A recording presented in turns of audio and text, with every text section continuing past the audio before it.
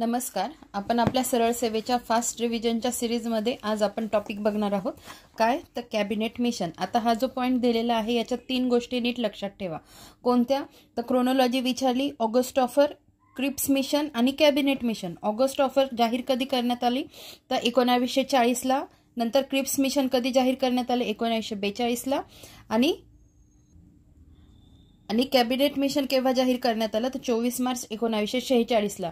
ह्या 3 गोष्टींची क्रोनोलॉजी नीट लक्षात ठेवा. एक पहिले येईल ऑगस्ट ऑफर, त्यानंतर क्रिप्स मिशन, त्यानंतर कॅबिनेट मिशन. बघा, ऑगस्ट ऑफर 1940, त्यानंतर क्रिप्स मिशन 1942 आणि कॅबिनेट मिशन 24 मार्च 1946.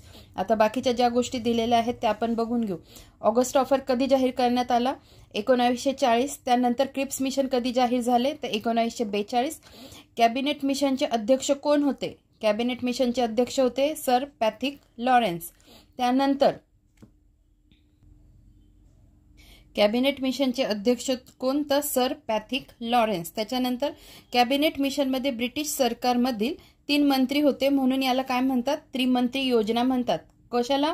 कॅबिनेट मिशनला दुसरा शब्द काय आहे? त्रिमंत्री योजना. हे एक लक्षात ठेवा. त्यानंतर त्रिमंत्री योजनेत कोण सदस्य होते तर बघा, Lord Pethick Lawrence, sir Stafford Cripps आणि A.V. अलेक्झांडर. ठीक आहे. कॅबिनेट मिशनने डॅश डॅशची मागणी नाकारली तर पाकिस्तानची मागणी नाकारली. कॅबिनेट मिशननुसार डॅश डॅश सरकार स्थापन झाले तर हंगामी सरकार स्थापन झाले. हा पण एक पॉइंट अतिशय महत्त्वाचा आहे. हंगामी सरकार कशानुसार स्थापन झाले?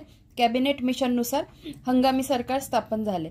कॅबिनेट मिशन केव्हा जाहीर करण्यात आले? 24 मार्च 1946. आणि संविधान सभेची स्थापना कोणत्या योजनेमुळे झाली तर कॅबिनेट मिशन योजनेमुळे संविधान सभेची स्थापना झालेली आहे. धन्यवाद.